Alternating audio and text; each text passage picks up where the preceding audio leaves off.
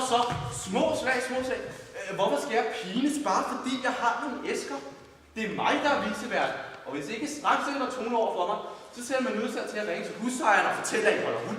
Og så skal vi nok se, hvem der er for i hatten. Ja, og så kan vi jo fortælle om din æske i samleje. Kom nu, Johan. Sig nu, hvad der er i den. Nej, det er noget hemmeligt. Men er det noget farligt? Måske. Sig nu, hvad det er, Pien.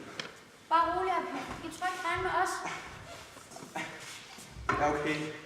Det er fordi, at røgerne, de er fyldt med depressive buddhister. Depressive buddhister? Nej, buddhister. Jamen, herr Pindhov. I må ikke sige det sådan nogen, vel? Nej, herr Pindhov, jeg tror ikke regne med os. Men hvad er det for nogen, man må spørge? Ja, jeg ved det ikke rigtigt. Og jeg ved heller ikke, hvorfor de har valgt netop mine rør. De er jo selvfølgelig utrolig velholdte. Det skal der ikke være sådan en om. Men ligefrem at flytte ind i dem, det forstår jeg ikke. De starter nede i kælderen. Og så zigzagger de hele vejen op igennem ejendommen, mens de synger sange i mund og tisser på de bærende bælter. Og det kan jo ikke blive noget. Hvis det ikke var fordi, at jeg fangede dem, så ville hele ejendommen gå i opløsning. Jeg tror, jeg har små 700 æsker, sprængfyldt med depressive buddhister nede i lejligheden. De er overalt. I mit køleskab, i mit fjernsyn, i mit tøj. Selv min eneste stol er okkuperet af 16 stærkt depressive buddhister, der prøver at lære sig til træ. Hvordan tror I det er, hva'? Tror I måske, det er nemt? Nej, det tror vi ikke. Og hvem skal man ringe til? Det ved jeg ikke lige. Nå, men spørgekatte. Er det sådan, at man eventuelt ikke kunne få lov til at se dem? Kysser, det tror jeg altså ikke er nogen særlig god idé. De er meget depressive. Ja, okay. Nej, hvor er de søde. Se. De er vel ikke livsfarlige eller noget, sådan springer op og bider dig eller sådan. Nej, de er overhovedet ikke voldelige. Altså, faktisk kan man sige, altså bortset fra, at de er depressive, så er de faktisk utrolig høflige. Hvorfor er det på den måde? Ja, det har jeg jo tænkt meget over. Måske, altså ikke for at hænge nogen ud eller noget, men måske har det noget med nevøerne at gøre. I går var de igen nede i Hurrikanes for at prøve at kvæle moderen. Jeg ville selvfølgelig have hjulpet hende, men så snart nevøerne så mig, så begyndte de at kaste med sten. Der var ikke noget at kunne gøre. Ikke mere kigge. De kan ikke lide, at man siger. Jeg synes ellers, det er bare så søde. Men der var ikke noget at kunne gøre. Jeg kunne bare kigge på. Og da jeg kom hjem, så hylede og skreg buddhisterne i mål. Jeg måtte slå værmøller hele natten for at få dem til at stoppe. Men lige meget hjalp det. Måske bunder det noget med min personlighed. De stiger så anklagende på en, som om man gør på noget forkert. Og det gør man jo. Så sent som i går pudsede jeg næse i dørhåndtag, uden at lade mærke til det. Altså, den slags ting sker. Men jeg synes nu, jeg prøver at gøre tingene så godt, som jeg nu kan. Som det menneske, jeg nu engang er. Forstår I? Men de er også altid spise hver dag 5. Nå. Jeg må også hellere se at gå. Herr Pind, jeg tænkte på, om man eventuelt kan forestille sig en flækkepakke her. Ej, det er ikke så godt. Jeg har sådan et nummersystem. Det er lidt kompliceret at forklare sig. Så for at sige det lige ud, det kan jeg ikke lade sig gøre. Farvel. Farvel, herr Pind.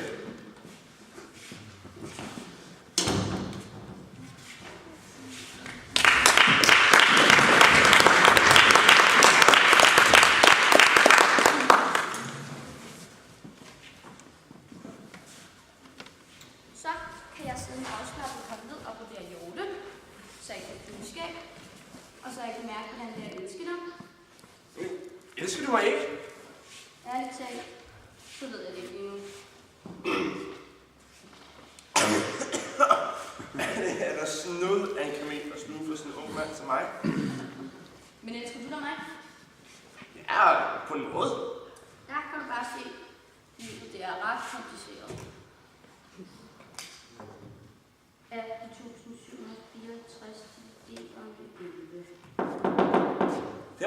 banker. Skal du åbne? Jeg skal ikke åbne. Nej, nu åbner jeg så. Goddag, jeg har gjort det. Hvad har du gjort? Jeg har gjort kun med nevøerne. Jeg har... Ja, de er her ikke mere. Har du dræbt nevøerne? Nej, jeg har tasket dem. Har du tasket? Gyser, jeg mener tasket nevøerne. Har du tasket nevøerne? Ja. Men nu skal I høre. De sidste 3 uger har simpelthen været på nulpunkt. Jeg har vandret hvileløst rundt i min lejlighed med en lille buddhist på hver arm. Men lige meget hjælp. De hylede og skræd og var fuldstændig utrøstelige. De blev tyndere og tyndere, og deres øjne blev større og større. Til sidst var alle mine møbler fuldstændig gennemvævet af deres tårer. Er I klar over, hvor store sådan nogle tårer er? Hvad? Nej, lige på stående. Cirka så store. Nå, okay, så forestil jer, hvordan det er at gå rundt i sin egen lejlighed, mens små 1600 stærkt depressive buddhister stiger på en, som om man går og gør noget forkert. Hvad? Nej. Det skulle jeg heller ikke rigtig mere. Jeg lagde mig helt fladt på gulvet og tog min bideskille på og de 2 store hule ørepropper i ørerne. Det var det eneste, jeg kunne høre lyden af mit eget blod, der hulede rundt i årene. Og pludselig var der en stemme, der sagde, Hr. Pind, der kommer et tidspunkt i hvert menneskes liv, hvor han for alvor må begynde at overveje at drikke. Og det tidspunkt, det er kommet for dig, Hr. Pind. Jeg tænkte, stemmen har ret. Der er ingen anden udvej. Jeg rejste mig straks op og gik hurtigt ud i køkkenet, hvor jeg tog det største glas vand, jeg overhovedet kunne finde. Jeg begyndte med det samme at slingre, som det hører sig. Derefter så låste jeg buddhisterne ind i et skab og slingrede ned ad trapperne ind på den nærmeste bar. Allerede da jeg kom ind, så satte jeg med ryggen til. Nå, tænkte jeg, det er så det nye at sidde med ryggen til. Og for at være på den sikre side, så gik jeg baglæns op i baren. Oppe i baren, der sad der nogle mænd med ryggen helt til på nogle barstole. Jeg kunne høre, de sagde, hvordan går det, det går fint, du. Og så tænkte jeg også, at jeg måtte sige noget. Så jeg sagde, ellers er det en nedkørte pindsvin, der er ude på gaden her til aften. Og så blev der meget stille. En cigarrøg gled ud i rummet over lyset. Jamen, hvad skete der så, her, ven? Ja, så var der nogle bøller, der stod og blev neglet over i rum, mens sveden havlede af det. Og jeg kunne se, at de kiggede på hinanden. At alle kiggede på hinanden, og det måtte være mig, men vendte ryggen til. Så jeg spurgte, hvorfor vender I alle sammen ryggen til mig? Men der var ingen, der svarede. Jeg kunne høre nogle svedpråber ramme jorden, og så så jeg dem. Nevøerne!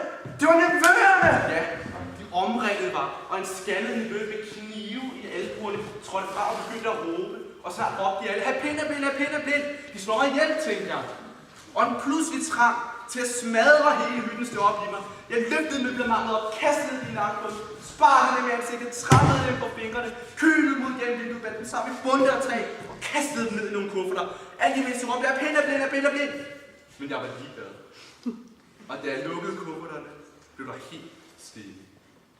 Jeg gik hjem, og allerede da jeg kom ind i min lejlighed, kunne jeg mærke, at noget var anderledes. Alting åndede fred og ro. Jeg låste forsigtigt skabet op ind til polisen, og der lå med et lille smil på læben og sov. I har kendt de er jo altid hos visevalg. Tak. Og nu vil jeg, som visevært af denne ejendom, gerne have lov til at overveje det her en gave. En gave? Gyser, du er bedst. Jamen, har pænt dog. Og æsken, den er hvid på. Jamen, har pænt dog.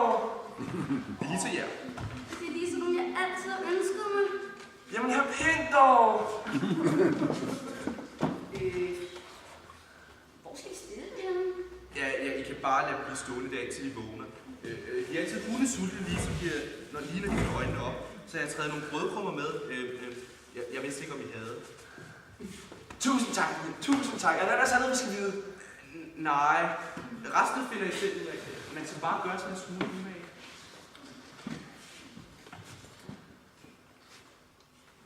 Skulle vi bare skulle sidde og vente på, at de vågner? Men jeg fik det. Nej, hr. Pind, nej. Farvel, hr. Pind. Tusind tak. Farvel, hr. Pind. Kom på. Lad os sidde og vente på, at de vågner. Sidder du godt? Ja.